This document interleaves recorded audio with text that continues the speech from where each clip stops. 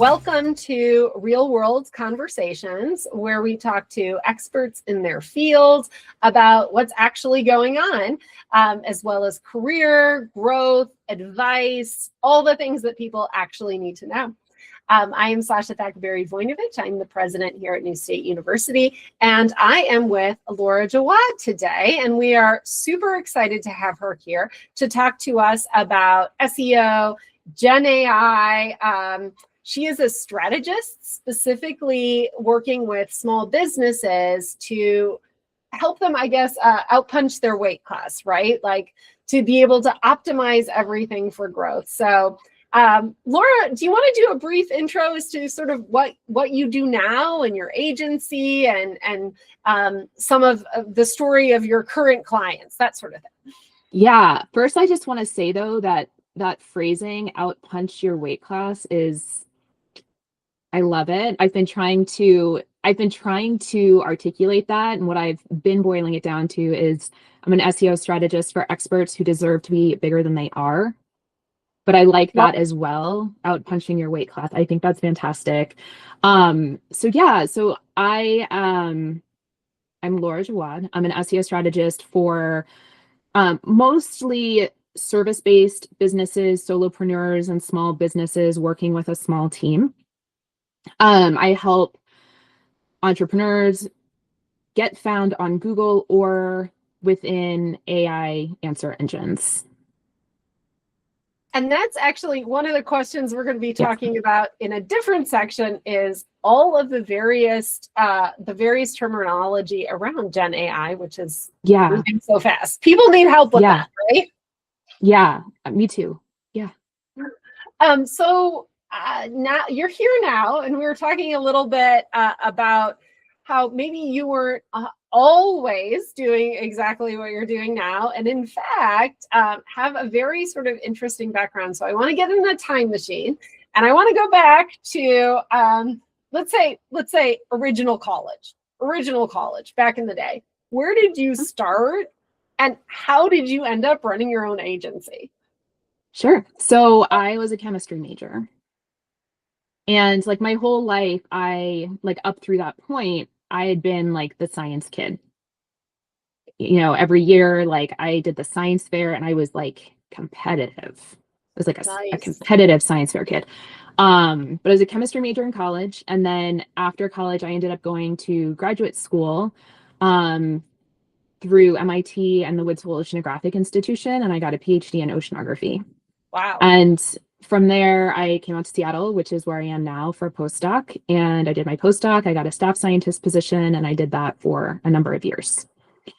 Then I became pregnant with my first child, and found at that point that the services and support that I needed at that time were lacking. And essentially it was that I was at like the most athletic, I was like the athletic peak of my life, and I didn't want to stop because I was pregnant. And then postpartum, I had to, I had some birth injuries, and I had to rehabilitate carefully so I could get back to the things I wanted to do. And there was a push-pull there because I was not in love with my academic position. And I was just so interested in everything I was learning about female physiology and birth recovery and pelvic floor stuff. And I just dove into it. And so ultimately I ended up, and essentially I coached myself back to where I wanted to be. And at that time, there weren't a lot of people doing this. And so I felt compelled to offer this to other people. So ultimately I left my academic position. I started a pregnancy and postpartum personal training business. And later, a birth doula practice as well. And both of those businesses I built from the ground up using SEO. Wow. So this is where we start getting closer to the SEO. And as those businesses both grew and they became fully booked out, they went to waitlist, I had my colleagues asking me for help with their websites.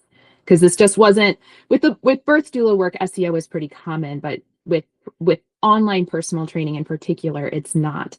And so more and more I was helping my colleagues informally with their SEO until in 2023, I decided to actually sort of productize that service, and I started this business. So now I do actually still have my pregnancy and postpartum personal training business as like a side hustle, like a very small side hustle because I enjoy it. But my main bread and butter business now is SEO. And, going back to my academic background, I feel like the real value of any sort of doctorate or master's, really, it's you're learning how to think. You're learning how to think critically. You're learning how to solve problems, and sometimes I just call myself a professional problem solver. Like that's what I do. And so, when I was an academic, there was a certain problem I was solving, and then I started my next business to solve a different problem. And I'm running this business now, solving another problem. I think that's the thread that I see through it. For sure. I think that's so common in a couple of different areas. One, for entrepreneurs, right? Because we started a brand new online university that we really think of as just an empowerment engine for people developing new skills. And that's not something that everyone does, right? But it's almost that, like, what is the problem to be solved, and how can you contribute to really making impact in that area, right? And I love how, how that personal story also, I'm a mother myself, and actually our co-founders are also moms. And so we're all familiar with the fact that, families change over time, needs change over time, and your career has to change over time if your life adjusts, right? And so I think that is so dependent upon, though, you found something, you obviously like gravitated towards it, learned everything you could about it. What advice would you have for other people who are, evolving their careers or looking to maybe do a side shift, a lattice work in their career? I think it's just to say it's okay to do it. Right. For me, the hardest part of any of this was giving myself permission to walk away from that first thing. Right. I think I had this I really held on to the fact that I had invested so much into the degree, into the career. I was so worried about like what people would think if I stepped away from that and started this next thing. And now that I'm out of it, and I've met so many other people who have made these transitions, and I just have a different time has given me a different perspective on it. I think that's the biggest thing I could tell anyone, is that if you really feel pulled in a different direction, go. Like, we're not obligated to stick with the first thing that we started, but it can feel like that. Yes, it can feel like that. And risk is hard, right? I've never considered myself to be a risk averse person, but making a big shift like that, I mean, the whole career thing is so central to like how you work as an individual and how you work within your family, and a big sort of shift like that. And just personal identity. Yes. I mean, that was a huge thing for me. And I think now I'm over 10 years out from leaving my academic position. And I think I'm finally sort of coming to terms with that piece. Like, it really took me a lot of years, like wrestling with the identity piece of feeling like, no, really, like I'm an academic, but I'm like somehow a failed academic because I didn't stay there and I did this other thing.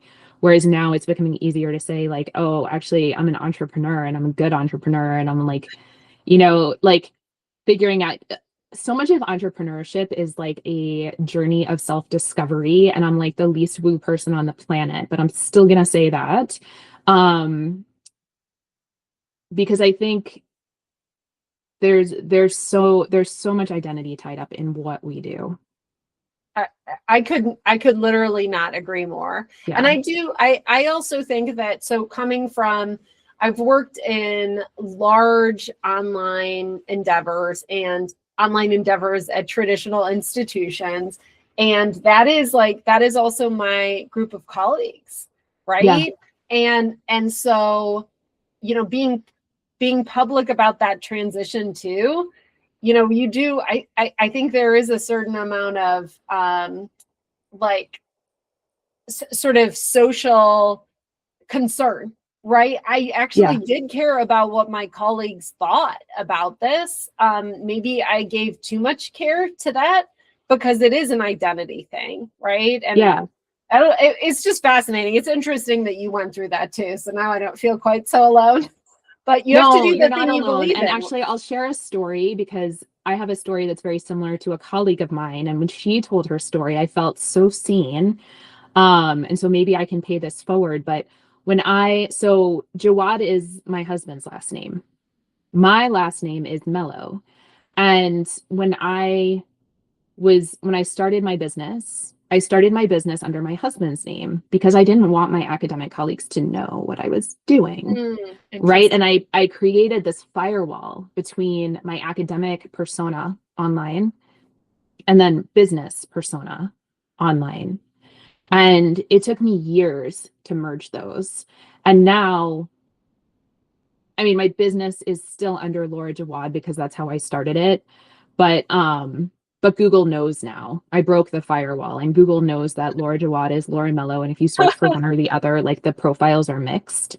But I kept a firewall up between them for years because I was so afraid of, you know, what people would think. And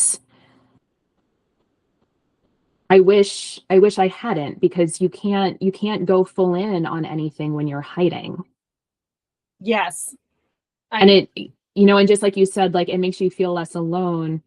A lot of people are doing this, right? You mentioned that a lot of folks in your program are career changers. And as I've been on this entrepreneurial path now for 10 years, so many entrepreneurs are on second and third careers. It's so common. And so, you know, the more you can just give yourself permission to make the switch, like to own it, right, and not care as much about what people are thinking, like the easier it is going to be on you. I love that advice. That is fantastic advice. One of the things that we get a lot is, you know, okay, well, how did you find the money to start a university? And I think a lot of entrepreneurs, right, your career progression, how do you find the money to start your own thing? Or what if you take a side step and you're actually making less money for a little while you build up a new career? And I do think that there is a bit more of acceptance now of people understanding that there is no such thing as like traditional career safety anymore. Like we've done a lot of these real world conversations. I have yet to have one with someone who is working in a field that they started in. Not a well, and if this last year has taught us anything, watching my academic colleagues be in fear of their tenured positions has been mind-blowing. Yes. I always thought of that as like the safest career track. And I felt like a dummy walking away from it, right? And then watching those tenured academic positions be threatened this year has been a shock. Yes. I mean, obviously, I believe deeply that higher ed needs to innovate faster and more affordable and actually be there for people who need flexibility. I mean, I feel that very passionately.